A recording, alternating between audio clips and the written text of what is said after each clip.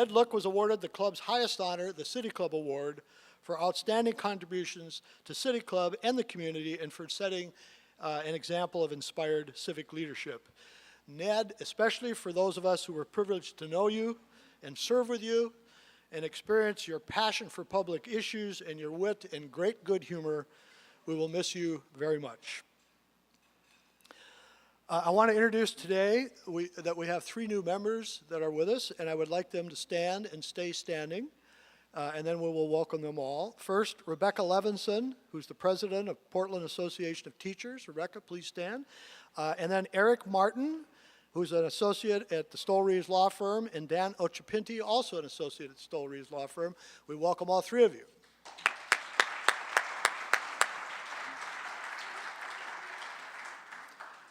Now, before introducing our moderator, who will explain the rules of our debate and introduce our debaters, I want to again remind us that we cannot achieve City Club's mission if we are not open to information and views and arguments and messengers different from our predisposed personal opinions and preferences.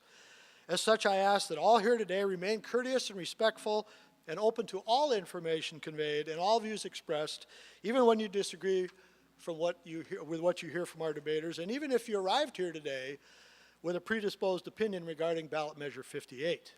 And by doing this, of course, we all will help further the kind of civil discourse of public issues that City Club stands for, and you will honor our guest debaters, our own process, and the interests of our community.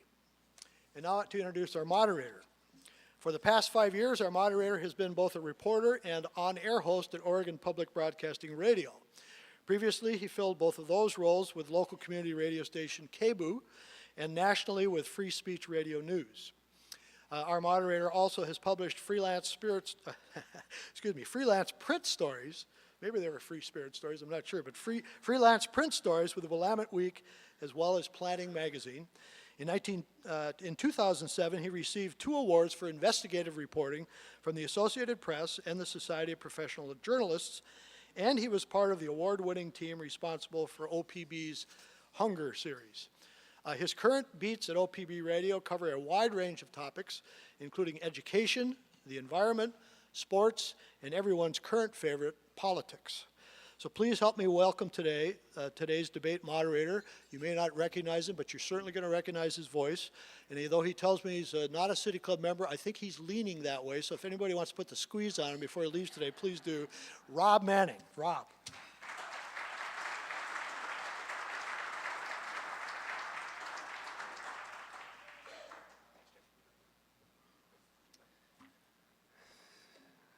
Good afternoon. Thank you for the opportunity to be here today at the City Club. It's my privilege to moderate this debate on Ballot Measure 58. It'll be between Mr. Rick Hickey, who's a proponent of the measure, and Ms. Dana Hepper, an opponent of the measure. First, briefly about the measure itself. Measure 58 is a citizen initiative. Chief sponsors are Bill Sizemore and Mr. Alan Grosso. The measure aims to prohibit teaching public school students in a language other than English for more than 2 years. Current Oregon law requires instruction in all school subjects, except foreign language instruction, of course, to be primarily in English. But the law permits instruction in a language other than English for students whose native language is not English. There are currently about 68,000 such students in Oregon, according to the Department of Education.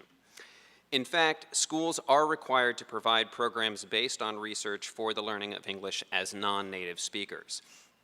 These programs are to be provided until such time as a student is assessed as English proficient. Measure 58, by contrast, would require that no public school student could be taught in a language other than English for more than 2 years, with the exception, again, of students who are learning a foreign language who are English-speaking students. After this 2-year period, students would be taught exclusively in English. And now, a brief description of the format of our debate. We'll have several sections. First, each speaker will give a 3-minute opening statement.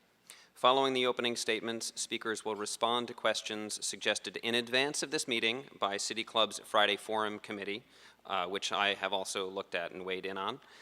These are the only questions that will be asked today. There will be no questions from the floor. We will rely on the judgment of our distinguished panel of City Club members seated at the table below to decide whether or not the questions that I have asked have indeed been answered by the speakers. If two or more of these members raise their cards, indicating that they feel a question has not been answered, I will restate the question and ask the speaker to try again to reply to it. On our panel, we have Jamie Armstrong, Tom Cox, and Keith Erickson. Our timekeeper today is Joe Sixta. Following the City Club's questions, each speaker will have the opportunity to ask 3 questions of the other speaker. After the rotation of questions, each speaker will make a 3-minute closing statement. Please, again, be respectful of the speakers, and please hold all applause until the end of the program. Now, about our speakers. Rick Hickey is a longtime insurance agent. He is a proponent of Measure 58.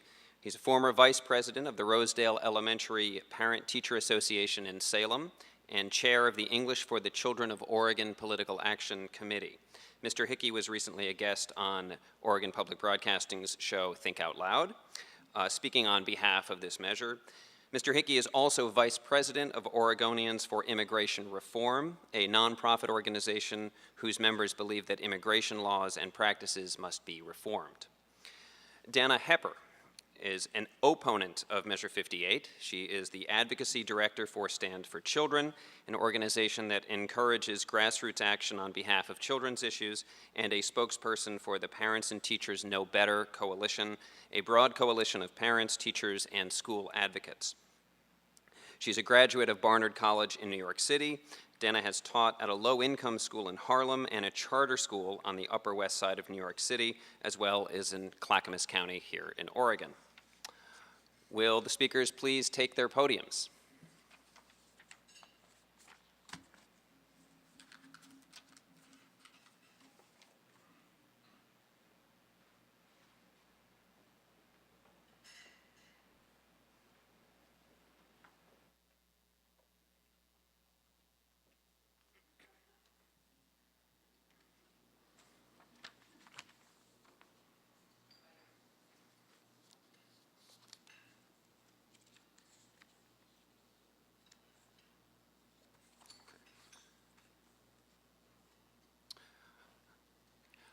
Mr. Hickey, will you please begin with your opening statement? Sure. Good afternoon. I have a very simple question. How many of you would invest $200+ million a year in a program that averages in about an 80% failure rate? I'm not talking about the no-doc mortgage industry. I'm talking about Oregon's ESL bilingual programs. Why do I say it has an 80% failure rate? Where does he come up with that? Well, there's several studies that were done right here in Oregon that prove this, and also prove that we're already spending $200 million a year, unlike that voter's pamphlet that assumes that this will be additional. Looking at the money, consider in the voter pamphlet, they called an association in Arizona, and they claim that Arizona is spending an extra 2,741 students per student for their English immersion program. Well, instead of listening to this association, I just called the assistant superintendent in schools in Arizona with the Department of Education, said, what are you really spending? She says, well, actually, we're really spending about $335 per student, not $3,000 as what you guys set up there. I also looked at Proposition 227 in the state of California, where they passed the immersion law over 10 years ago. And written in the law was an extra $50 million a year for over 1 million students. Why would we spend 4 times as much money for 70,000 students as opposed to 1 million? Why do I say an 80% failure rate? Well, let's see. In 2006, the Oregon Department of Education published a report that out of 129 ESL schools, heavily populated ESL schools, only 22 met standard. Down in Salem-Keizer, second largest district in Oregon, Dr. Gary Hargett did a multi-year study of over 1,000 students in the ESL program, and his conclusion was very simple. 5 years in one of these bilingual programs, 80% are not fully proficient in English. This is a tragedy to me. These children are here for the American opportunity, and they've been in school 5 years and they still cannot speak English. I think that's a tragedy to these children. They need to learn how to read, write, and speak English much quicker. They can. They have in Arizona, Massachusetts, and California. I'm sure they can right here in Oregon. And then the last thing I want to mention, another report published March of this year from the Oregon Department of Education, published by Gene Evans, a press release. The Oregon standard is only that 35% of these ESL students move one level of 5 per year. Only half the schools could get 1/3 of this student body to move one level of 5 per year. Thank you. Thank you, Rick. Dana Hepper, your opening statement. Thanks to the Portland City Club. It's an honor to be here today. I'm excited to talk about a number of the things that Mr. Hickey just said, but I just want to start with telling you our perspective on Measure 58. My name is Dana Hepper. I'm a former teacher and currently serve as the statewide advocacy coordinator with Stand for Children. And today I'm representing Parents and Teachers Know Better, a broad coalition of over 70 organizations who've come together to urge voters to vote no on Measure 58. Stand for Children is proud to join with Oregon's teachers, represented by the Oregon Education Association, the American Federation of Teachers Oregon, as well as the Oregon PTA, League of Women Voters, Oregon Confederation of School Administrators, and local school boards from all across the state. And we're joining together because Measure 58 is another bad idea brought to the Oregon ballot by Bill Sizemore, a man with no background in education. In contrast, Oregonians that care about education and know about it, from parents to local school boards, teachers, education experts, and advocates, are speaking out loud and clear. Measure 58 will hurt our students and our schools. It's a one-size-fits-all measure that unfairly punishes students. We all know that every child is unique. They don't all learn in exactly the same way, and yet Measure 58 imposes strict deadlines, arbitrary deadlines on how long students have to learn English and makes no exceptions for students with learning disabilities. And Measure 58 is actually going to cost Oregon taxpayers over $500 million. I'm sure we'll get a chance to talk about that further. It will take away local control from parents, teachers, local school boards who know our schools best. And we all know that what works in Portland may not work in Pendleton. As a teacher in a variety of schools, I know that what works in one community may not work in the next. And you've already heard from the proponents that they're touting Arizona and California, where they've had similar but less extreme measures, as a success. But it's simply not the truth. The fact is that both Arizona and California are actually seeing increases in the achievement gap, and students are not receiving necessary help. But Bill Sizemore has not heeded these lessons, and instead he's proposed a more extreme mandate. No exceptions for children with learning disabilities. Strict one-year limits for most students to learn English. So Oregonians have a choice: to side with Bill Sizemore or to vote no and side with parents, teachers, education groups from across the state in opposing Measure 58. Thank you. Thank you, Dana. We will now move to the portion of the program where I will ask questions prepared in advance by City Club's Friday Forum Committee. The speaker to whom the question is directed will have 60 seconds to respond to the question, and please stop at 60 seconds. Following each answer, the opposing speaker will have the option of a 45-second rebuttal. At times, I will direct an identical question to both speakers, in which case each speaker will have 60 seconds to respond to the question. The speakers have not seen these questions in advance. The first question is for both speakers. You will each have 60 seconds to respond. Mr. Hickey, you will respond first. In your introductory remarks, you've both provided a snapshot of the state of English as a second language education in Oregon. For the benefit of our audience, please take an extra minute to add a little bit more depth and dimension to this picture, maybe just something you would have gotten to with another minute. Sure. Specifically, as published in the Statesman Journal, the Woodburn School District reported recently that after 5 years in their bilingual programs, 87% are not proficient in English after 5 years. It's a tragedy if you're in 7th or 8th grade. You're supposed to be graduating from school, and you're being held down because you don't have a door of opportunity because you still do not have a command of the English language, which we all agree we need to have all doors of opportunity open. And it's very frustrating that their solutions are just crazy, like an example of one school that's failed federal legislation, hasn't met very low standards for 6 years now, Waldo Middle School.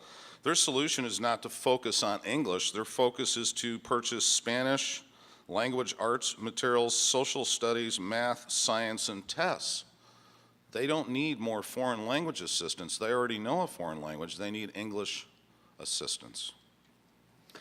Thanks, Rick. Dana Hepper, you have 60 seconds for the same question to fill out a little bit more in an extra minute to give more depth and dimension to the picture. I just want to start by pointing out that Mr. Hickey's claims are simply untrue and completely unrelated to Measure 58.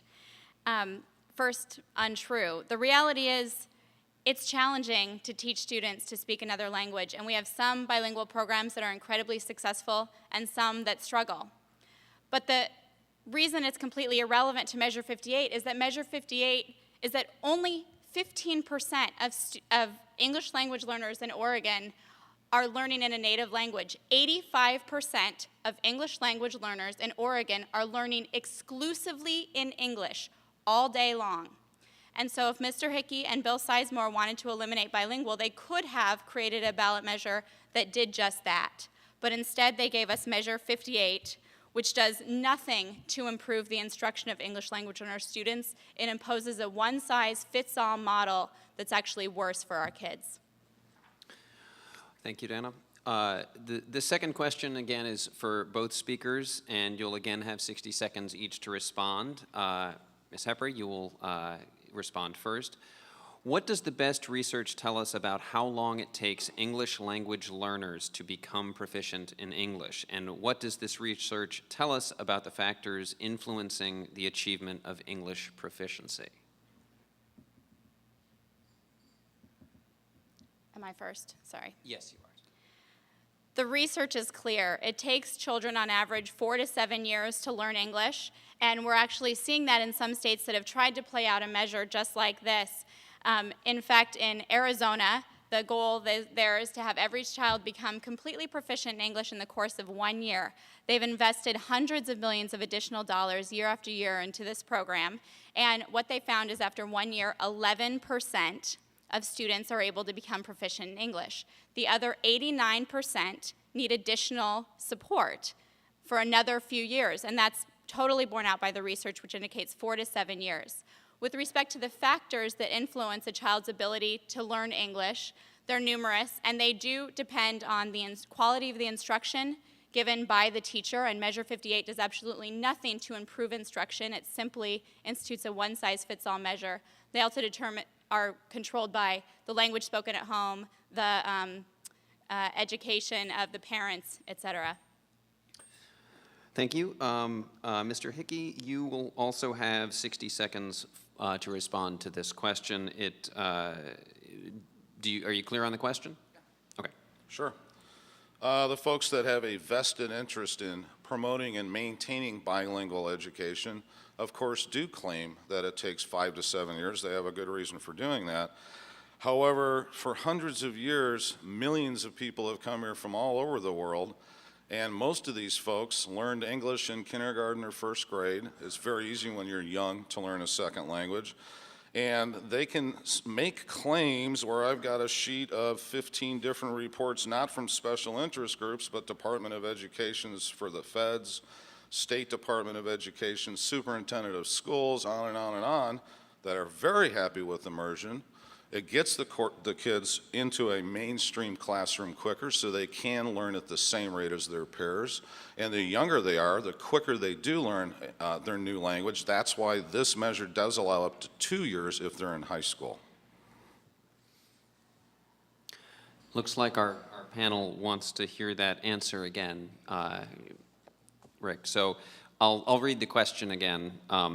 What does the best research tell us about how long it takes English language learners to become proficient in English? And what does this research tell us about the factors influencing the achievement of English proficiency? There's some research that claims it takes 5 to 7 years, and there's some research that says a majority of the students can learn English in 1 year. Okay. Moving on. In the voters pamphlet, it appears, this will be for you, Rick. In the voters pamphlet, it appears that there are few or no Oregon educators supporting Measure 58. If this measure is really about improving student outcomes, why are there so few teachers apparently supporting the measure? I don't know if that is specifically teachers or their leadership of these special interest groups that make these claims, because I've spoken to a whole bunch of ESL teachers in Oregon that look forward to the passage of Measure 58 and prefer English immersion.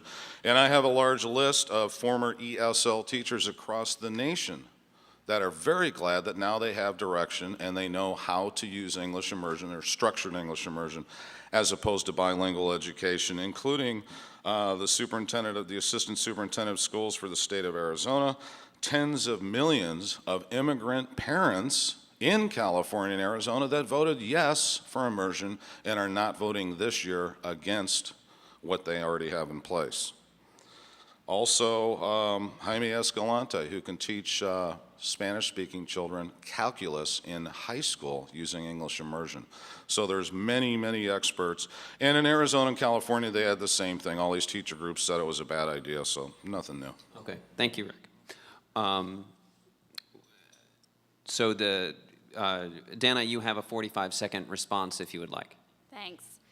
There are so few teachers supporting the measure, and a lot of teachers are opposing Measure 58 because it takes away the control of teachers and parents to develop the best educational programs for the students in their classrooms. I was a teacher, and I had some English language learning students, and I was trained in teaching techniques to help those students understand content and academic vocabulary I was teaching with visual aids, songs, chants, all in English. The techniques benefited my English language learners, but they also benefited my kids growing up in poverty or kids with learning disabilities. And under Measure 58, I may be prohibited from using techniques like that I know are good for kids. Thank you. To Dana Hepper, this will be a question, 60-second question with a 45-second rebuttal. Proponents of Measure 58 claim that English as a second language programs provide an incentive to fail because the longer students are classified as English language learners, the longer school districts receive the additional funding that comes with that label. What's your response to that claim? It's simply untrue and completely unrelated to Measure 58. First, untrue, there is no evidence that districts are keeping their kids in these programs longer to receive additional money. Second, Measure 58 does absolutely nothing to change the funding formula that determines how we allocate money to districts. So again, if Mr. Hickey and Bill Sizemore wanted to do that, they should have written an initiative to do that. Instead, they've written an initiative that mandates a proven failed approach to teaching kids how to speak English that inherently leaves kids behind and that will cost the state $500 billion when we're heading into an economic crisis and simply can't afford to take those dollars out of our public school classrooms. Okay, Rick Hickey, your response, 45 seconds. Well, one famous person we've all heard of is a gal named Linda Chavez, who's the founder of the Center for Equal Opportunity back east near the Washington, D.C. area.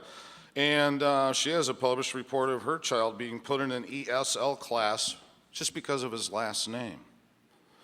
This measure, what it's designed to do is to give a sense of urgency. There is no sense of urgency. I'm not going to claim that teachers are purposefully leaving kids in these courses. I would never say that, but I would say there's a serious lack of urgency to get these children proficient because they lose their funding. And one serious example, as published in the Statesman Journal, I keep hearing that I'm not saying facts, yet I'm giving you published data here. It is facts.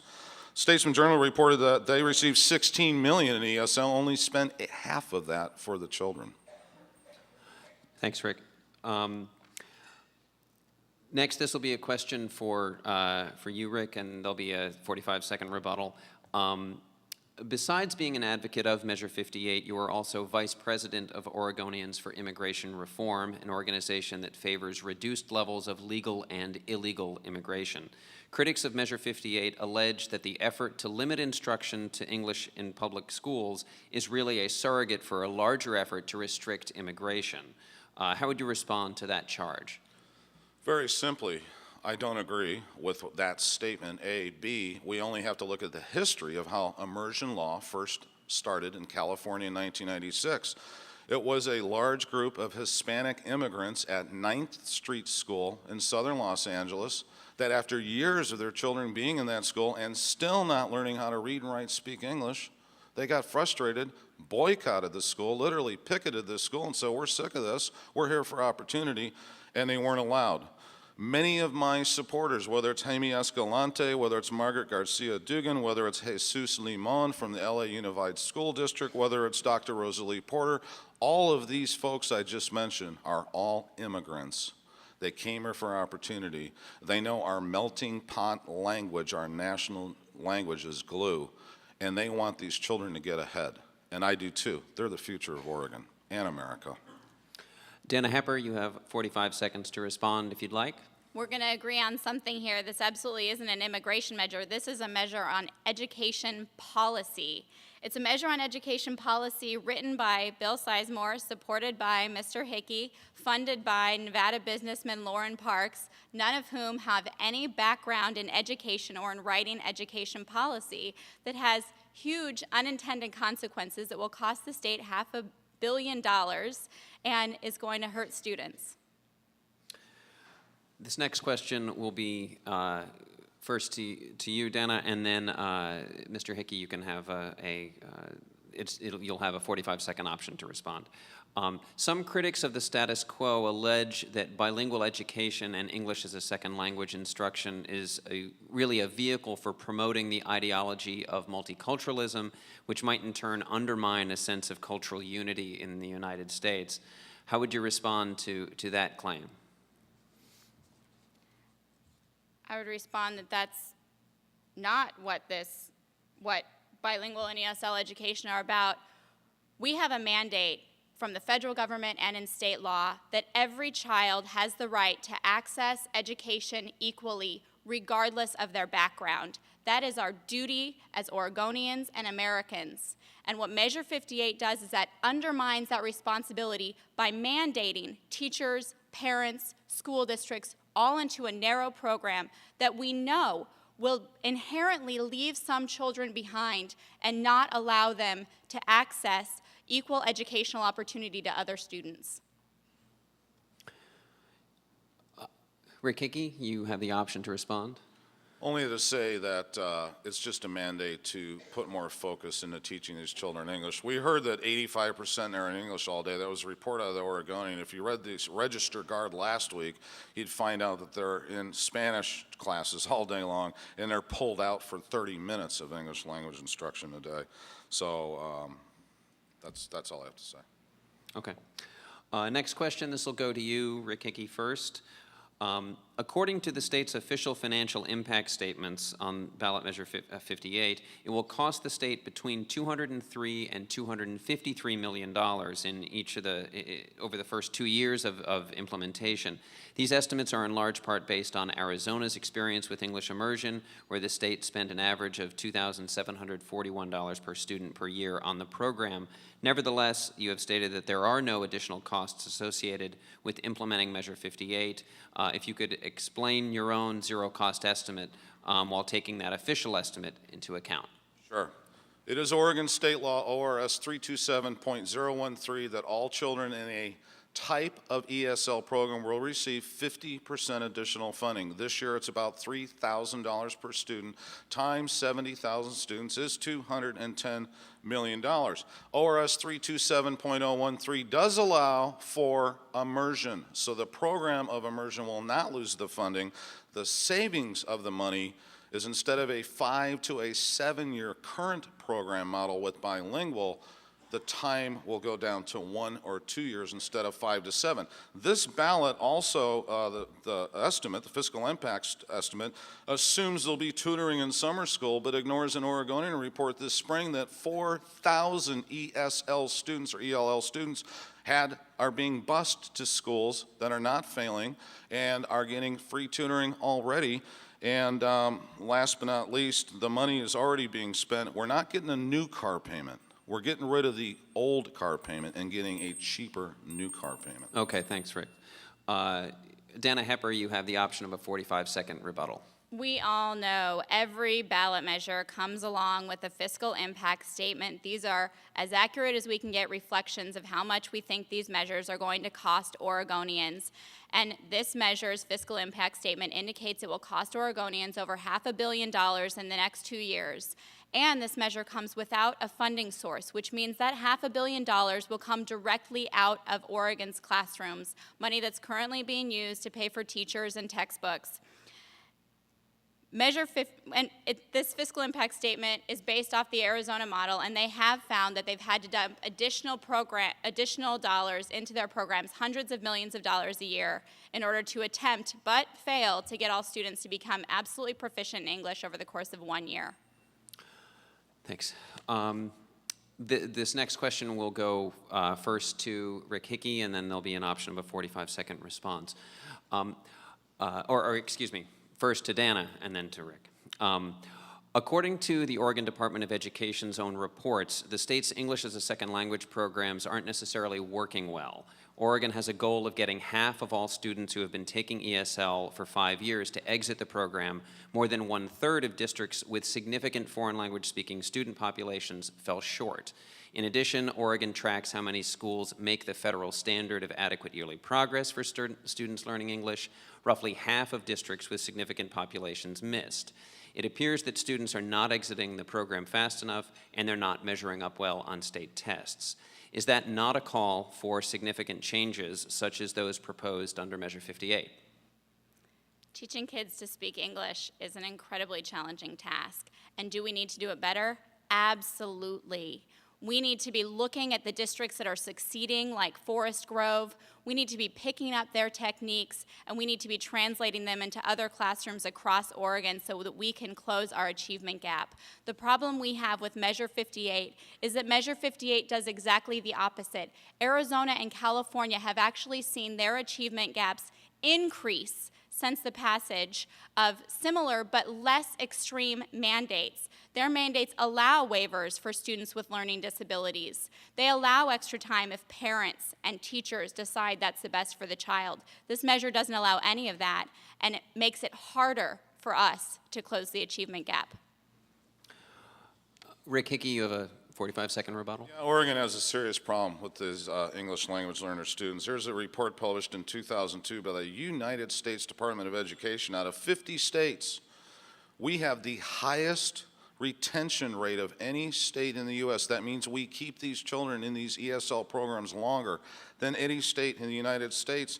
And claiming that Arizona is failing is just silly to me. I've got a report from the Department of Education printed August of this year that thanks to these immersion programs, their median score and their reclassification rate, which means they move on, has doubled in several school districts in the state of Arizona since they've used immersion. Thank you, Rick. The next question will be to you first, Rick Hickey, and then, Dana, you have an option of a rebuttal. Measure 58 appears to intend to end long-duration English as a second language programs. The text of the measure refers to bilingual programs in particular and says students can only attend bilingual classes for 2 years. Tell us how the apparent intention of mainstreaming students after 1 to 2 years squares with 2 court decisions. One is the Supreme Court decision saying that students have to be taught at the appropriate level and ability, and a second is a Ninth Circuit court decision related to the Arizona law that concluded that there is not sufficient evidence supporting a 2-year timeline, which is legislated under that law in Arizona and would be similar in Measure 58. Once again, what we have, the situation down is, you're talking about Lau versus Nichols, or Flores versus the state of Arizona, where they claim they're not spending enough money on the children, not hundreds of millions of dollars extra a year, about $300. I looked at their annual yearly progress reports. That's all I can do besides Dr. Rosalie Porter, who's been doing this for 30 years, and she's been an expert witness. She's testified before our United States Congress Education Committees. She's also been an expert witness in Arizona and in California and in Florida, Illinois, and New York, and has succeeded in every one of those claims that were made by the courts and shown them wrong so far. So I can relate to what Dr. Porter has done. I personally have not been in that courtroom. Okay. Dana Hepper, 45-second rebuttal. One of the unintended consequences of Measure 58 is that it may land Oregon in court trying to figure out how we can possibly provide an equal education to every child if we are disallowed by state law from providing them with the supports they need to access that education. And just quickly on Rosalie Porter, who's frequently cited by the proponents of Measure 58, her work has been widely considered unscholarly misrepresentations of the truth by other researchers. It's not a source that we should be looking to form our education policy in Oregon. It's not good for kids. This question will come to you, Dana, first, and then have an option of a 45-second rebuttal from Rick Hickey. You've been primarily defending status quo. I'll say that as generously as I can. What, if anything, would you consider to be the single biggest problem with our current system of teaching English to English language learners? And what, short of throwing more money at the problem, would you do to fix it? One of the biggest factors we can control in helping students learn English as quickly as possible is the quality of the instruction that takes place in the classroom between the teacher and the student. And in fact, some of the studies that Mr. Hickey quoted earlier, the key finding for the Salem-Kaiser study he quoted was that we need to be investing in teachers and improving their instruction in their classroom.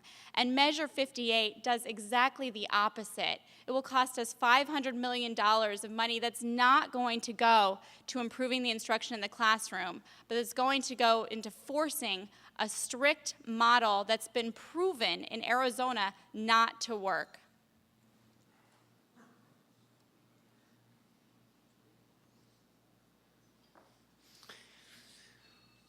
Mr. Hickey, your 45-second rebuttal. The real simple solution is to do what we're all doing in this room right now. It's called English. Not hours a day in Spanish or Chinese or Vietnamese. They know those languages. That's at home. That's great. They need to spend the day in English. They need to see it on the chalkboard, hear it from the teacher, and write it down. It is very important to be surrounded by it. And they're not. And they're going to call me a liar. My gosh, that's why I bring these things with me. They are in a foreign language all day long. I've been reading this for 5 years because before this measure came up, they all said it was better to teach them in their language for 5 years first and then work on English. Now all of a sudden that this is on the ballot, now all of a sudden I'm hearing that they're not being taught in English, or being taught in English. Thanks, Rick. And this will be the last question of this section. It'll be a question for both of you, so there'll be 60 seconds for each of you. I'll go first to you, Rick. In the, I guess in your case, in the happy circumstance that Measure 58 should pass, what role do you see the legislature playing in implementing or revising this bill? Is the language and intent clear, or might it change significantly with implementation? The only thing that I would highly recommend to them is because I keep hearing it's too open, but it's restrictive. So let's at least call it structured English immersion, because the materials to train the teachers are already widely published throughout the United States. So if they want to call it structured English immersion, I understand that. California and Arizona, they had a 1-year time limit, unlike our up to 2-year time limit. There will be a small percentage that will have a challenge doing it in 1 year, so I just asked them to put an amendment in the bill that for the very few that do not get it 1 year, they're allowed 1 more year of English immersion? Dana, your answer to that question? Well, you're absolutely right. There's certainly going to be plenty for the legislature to figure out. They're absolutely going to need to define what English immersion means because it's not an academic term, it's a layman's term. And it's also, the measure's written pretty unclearly, so students are required to go into mainstream classes after their first year, but they're also required not to be in those classes in their first year, so we need to figure out what we're talking about in that first year of English, and that'll be up to the legislature to do. They're also going to have to come up with a way to find this $500 million that this measure is going to cost from Oregon schools. Okay. That concludes that segment of our program. During this next portion, each speaker will ask 3 questions of the other. Questions will be asked in 30 seconds. If we can manage that. The opposing speaker will have 1 minute to respond, after which the questioner will have the option of a 30-second rebuttal. We will alternate between the speakers and begin with Mr. Hickey. So, Rick, your first question of Dana Hepper. Thank you. This is from an ESL teacher here in the Oregon. Dana, what do you think is the cause of the data fact that about 60% of state-enrolled ESL population in any district are actually literally born in the United States? They've been to Head Start, preschool, kindergarten, first grade, second grade, and even 5, 6, 7 years, even though they were born in America, they still are not succeeding in proficiency in English. Why? Thanks. So we've spent a little bit of time already talking about the different factors that contribute to a child's ability to become proficient in the English language. And when I was a teacher, I had this student who I'm going to tell you more about later, but she was born in the United States. Her family was from Romania, and though she only spoke English, her family only spoke Romanian primarily, and then spoke in broken English to her sometimes. Was she proficient in the English language? No. Could she speak Romanian? Nope. So should that child be prohibited from receiving the supports that she needs to be successful and access the curriculum in our classrooms? Absolutely not. I think that would be a travesty. Mr. Hickey, would you like to rebut that? That child needs help with English, and English immersion does not negate help with English. It supports help with English. Dana Hepper, your first question of Rick Hickey. So Bill Sizemore's Measure 58 is opposed by a broad coalition of education organizations and other organizations, but including Stand for Children, the Oregon PTA, the Oregon Education Association, the American Federation of Teachers Oregon, the Chalkboard Project, and the Oregon School Board Association. Why have no respected educational organizations come out in support of Measure 58 in your view? First of all, the Chalkboard Project, I've spoke with the executive director. They have not taken a position on Measure 58. They have on the other one, but not 58, so let's be sure to be clear about that. You know, it's just the status quo thing. People are afraid of change. There's no doubt about it. We can read about for 30 years of bilingual education failing these students. But these special interest groups are afraid of change. All these same groups in Arizona, California, Massachusetts all said the same thing, spent millions of dollars against it. Even the guy that was president of the United States in California spoke out against this thing. But the bottom line is the people that matter the most are the voters, and those are the parents and the teachers of those 3 states. Tens of millions of people that made an independent decision to use immersion, and they're not going back to bilingual. Dana Hepper, you have the option of a 30-second rebuttal. As a former teacher, I wasn't afraid of change. I was absolutely ferocious about changing anything I could to make sure that I was meeting the needs of my students. And I was absolutely outraged when there were programs that told me, no, you can't use this educational practice or that. We've already determined what you need to do in your classroom. Parents and teachers are exactly the folks that have been left out of crafting Measure 58, and they're exactly the folks that are standing up to oppose Measure 58. Rick Hickey, your second opportunity for a question of Dana Hepper. Why does the Oregon Department of Education, this is again from an ESL teacher, why does the Oregon Department of Education purposefully not maintain separate graduation and dropout rates for ESL students? Why don't they let us see the results? It's my understanding, actually, that now, based on No Child Left Behind, we have to disaggregate all the information we have based on ability to speak English, based on economic, socioeconomic status. And so my understanding is that's simply not true. We're concerned, actually, that Measure 58 is going to hurt dropout rates, and we've actually seen the performance of students who need to learn to speak English declining in Arizona and California as a result of similar, but again, less extreme measures. Rick Hickey, would you like to respond? There is no measurement for dropout rate either at the federal or the state level. Yes, at the federal level they are starting to do graduation, but the specific question was the graduation and dropout rates per our Oregon Department of Education, which I searched and searched for after I got this letter, and I have not been able to find accurate data on that. Dana Hepper, this is your second question of Rick Hickey. At a recent ballot measure forum, the author you often cite, Ms. Dr. Rosalie Porter, admitted that Measure 58 was too extreme because it makes no exceptions for students with special needs or learning disabilities. And in fact, the Arizona Republic newspaper has her on record as opposing the Arizona proposition. Why would you support an education policy guaranteed to leave behind students with special needs and learning disabilities who need the help the most? That's a slight exaggeration, but anyhow, there's nothing in it that says anything specifically including or excluding students with disabilities or students with learning challenges. There's nothing in there referring to students with disabilities and learning challenges, so I don't know how it would impact them. There's nothing saying they cannot be in this or cannot. Dana Hepper, your response?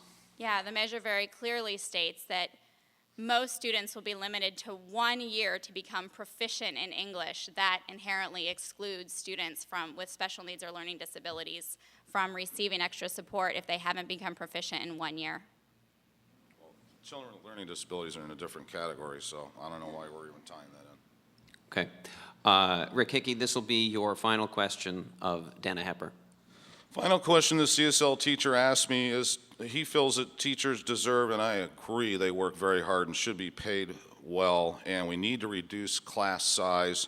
And he wanted to know how much these special interest groups like the National Education Association, the Oregon Department of Education, have spent of teachers' money just this month in advertising against this.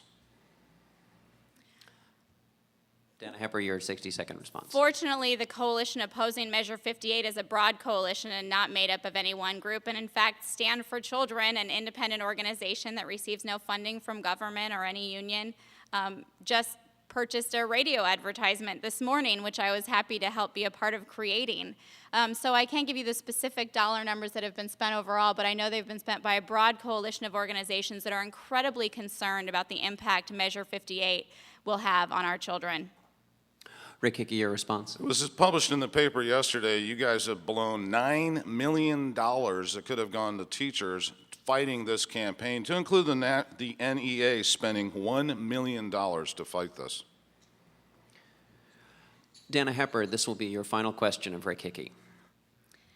Credible and extensive research support that not all children learn in the same way or at the same rate.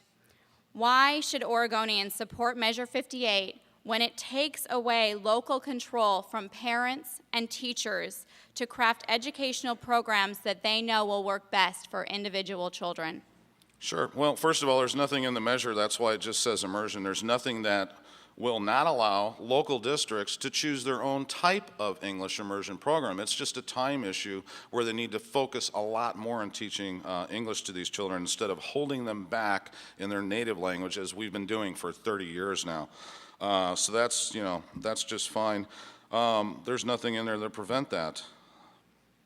The other thing, I hope you folks are smart enough, I'm sure you are, to forget about this guy that scraped up the money so that we could all vote on it and just think about the children because that is the tragedy here. I have not heard a solution in 2 months of discussing this to help these ELL children get ahead in America. I haven't heard one solution. I haven't heard any other options. This option is working across America. And yeah, 3 states made it the law, but in Illinois and New York and some other states, they already are using immersion. They didn't have to make it a law. Dana Hepper, your response. Well, there are strict limitations in Measure 58 regarding what we can do to teach children English. We must teach English immersion, and students only get it for 1 year for most students, and if they are not proficient in 1 year, they may not receive additional support. That is outrageous. It's going to leave many children behind. And we have presented a solution. Invest in teachers. Ensure that the instruction taking place in the classroom is as quality as it can be. We will now move to the final portion of the program, 3-minute closing statements from each speaker. We will begin with Mr. Rick Hickey. Thank you for this afternoon. This has been my first time ever doing this. It's been very interesting. Appreciate everyone coming today. And Dana, thank you for coming. It's fun to talk with you about this. You know, we hear about these groups that don't support this here in Oregon, and yet you heard me mention previously many groups in other states that didn't support it that do now. One example is Superintendent of Schools for the Oceanside School District, Ken Noonan, who voted against immersion in California after watching it being implemented for a couple of years down in Oceanside. He's got a published report to all the principals in the state of California. Let's use immersion, it's great.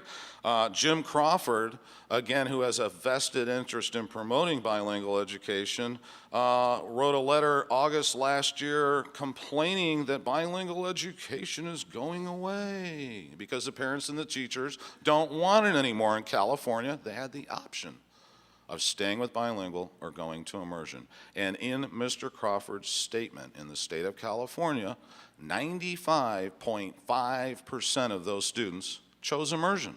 Their parents chose immersion.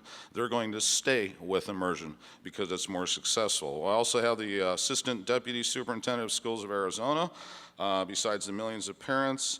Also Herman Badillo, our first Hispanic U.S. Congressman from the great state of New York, who co-wrote federal legislation in 1974 for bilingual education.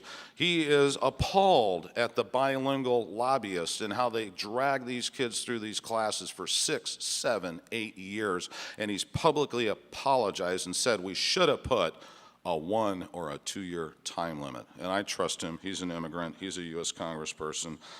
He understands that. This thing about Dr. Porter, you know what? I don't think any superintendent in the state of Oregon, any teacher, any principal, has ever been hired by the U.S. State Department to go to Finland, Turkey, Japan, China, Iceland, to show them how to teach their students English. Because she herself is an immigrant that came here at the age of 6, not knowing a word of English. She herself was a Spanish English bilingual teacher and the principal of a school and on the board of bilingual education for the entire state of Massachusetts. So I'm sorry if I have a lot of credibility for somebody that's actually lived that life, actually been in the classroom, actually hired to go to foreign nations to help them with their children to learn English. In fact, she commented on one of these radio interviews that a teacher in China, and imagine the challenge they have with 50 kids in the classroom, not 25, said, you know what, there's more children in China learning English than I think there is in America right now. Bottom line is, this has been a lot of fun. I'm glad we all get to share our opinions, but you can't have your own facts, and I have presented facts. Thank you, Rick. Now, Dana Hepper, your closing statement. Thank you. It's been an honor to be here today. The parents and teachers of Oregon have come out strongly opposing Measure 58 because they care deeply about the future of Oregon's public schools and our children, because it's all of our responsibility to ensure that every child in Oregon has access to a quality education. And Bill Sizemore's Measure 58 will do harm to our schools and will limit educational opportunities for Oregon students. Measure 58 applies a one-size-fits-all mandate that unfairly punishes students and takes away local control from those who know our students best. It's vague and full of unintended consequences, and we know it will cost Oregon taxpayers over $500 million, money we cannot afford right now with our recent economic struggles. Oregonians have a choice before them on the ballot. They can side with Bill Sizemore, they can side with Mr. Hickey, and Nevada businessman Lauren Parks, none of whom have a background in education. Or they can vote no on Measure 58 and stand with the parents, teachers, Stand for Children, the League of Women Voters, the Oregon PTA, and 33 local school boards from every corner of the state. I want to just close with a personal story about one of my former students I mentioned earlier. We'll call her Catherine. Catherine's family came from Romania, but being born here, she didn't actually speak Romanian. She spoke English. But her language skills were incredibly limited because of her limited exposure to English in her home, one of the factors that affects a student's ability to learn English. Catherine, like all students, was unique in her personality and her learning style. And when she came to my class, Catherine was 3 years behind grade level in reading. And it was clear that she needed extra help to learn English vocabulary that she had not been exposed to and to learn academic subjects in English. And I advocated for services to help her improve her English and her reading. And that school year, over the course of 1 year, she grew 2 grade levels in reading. And it was a huge success. But she still wasn't at grade level. The fact was, Catherine needed more than 1 year to become completely proficient in English. If Measure 58 were in place at that time, I would not have been able to advocate for Catherine to receive the second year of support that she needed. And given the challenges she faced, she would have been left to sink or swim. Leaving kids to sink is fundamentally unfair and it's wrong. Oregon is better than Measure 58.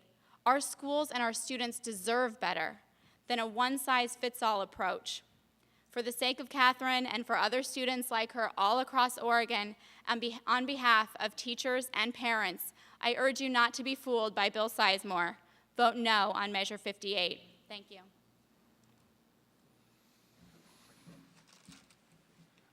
That concludes our program today. I would like us all to thank Rick Hickey and Dana Hepper for being here at City Club and helping us learn about this important issue on the ballot. Thank you very much.